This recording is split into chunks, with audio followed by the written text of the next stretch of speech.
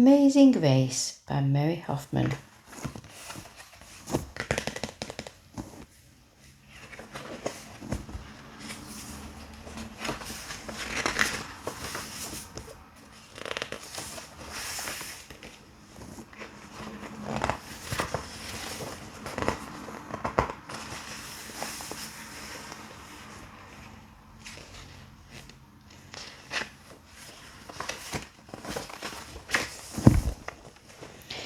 Grace was a girl who loved stories. She didn't mind if they were read to her or told to her or made up in her own head. She didn't care if they were from books or on the TV or in films or on the video or not. Out of Nana's long memory, Grace just loved stories. And after she had heard them, and sometimes while they were still going on, Grace would act them out. She always gave herself the most exciting part.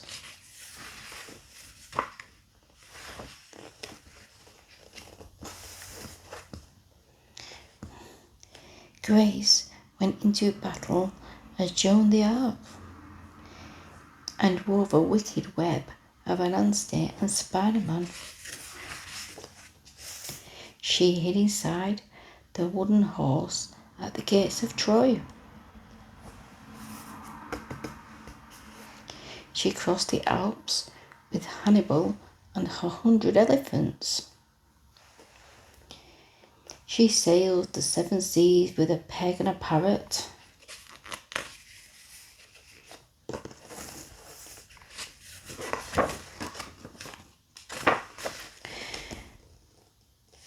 She was Hiawatha sitting by the shining big sea water,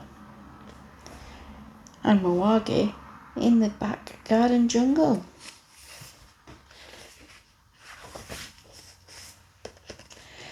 But most of all, Grace loved to act pantomimes. She liked to be Dick Whittingham turning to hear the bells of London town, or Aladdin rubbing the magic lamp. The best characters in pantomimes were boys, but Grace played them anyway.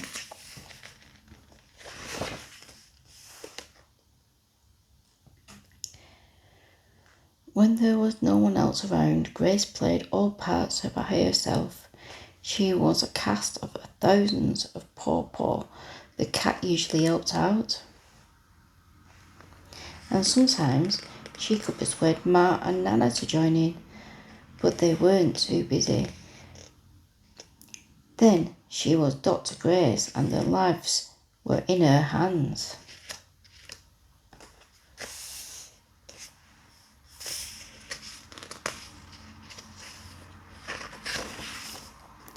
One day at school, her teacher said they were going to do the play of Peter Pan. Grace put her hand up. To be Peter Pan, you can't be called Peter, said Raj. That's a boy's name. But Grace kept her hand up.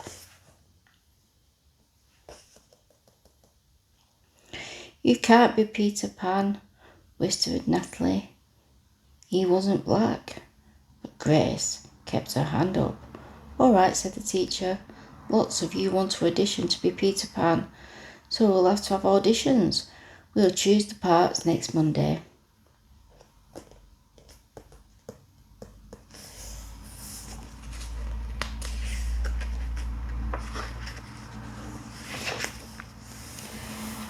When Grace got home, she seemed rather sad.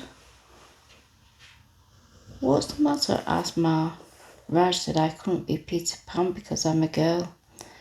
That just shows all Raj knows about it, said Ma. Peter Pan is always a girl. Grace cheered up. Then later she remembered something else. Natalie says I can't be Peter Pan because I'm black, she said. Ma started to get angry, but Nana stopped her. It seems that Natalie is another one who don't know nothing, she said. You can be anything you want, Grace, if you put your mind to it.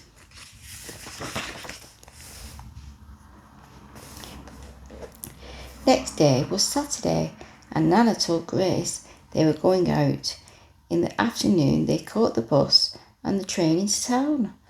Nana took Grace to a grand theatre. Outside it said, Rosaline Wilkins in Romeo and Juliet, in beautiful sparkling lights.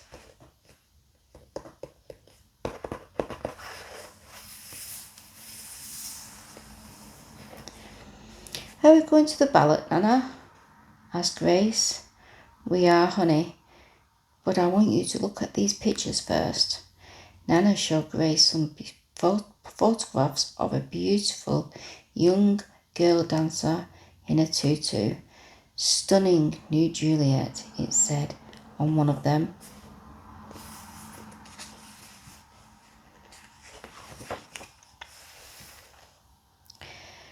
That one is little Rosalina from back home in Trinidad, said Nana.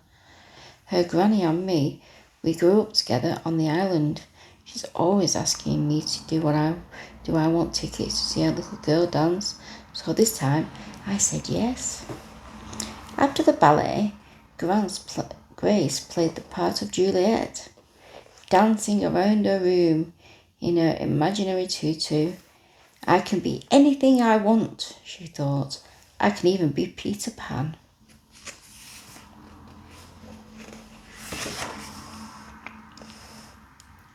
On Monday, they all had the auditions. The teacher let the class vote on the parts. Raj was chosen to play Captain Hook. Natalie was going to be Wendy. Then they had to choose Peter Pan. Grace knew exactly what to do and all the words to say. It was a part she had often played at home. All the children voted for her. You were great, said Natalie.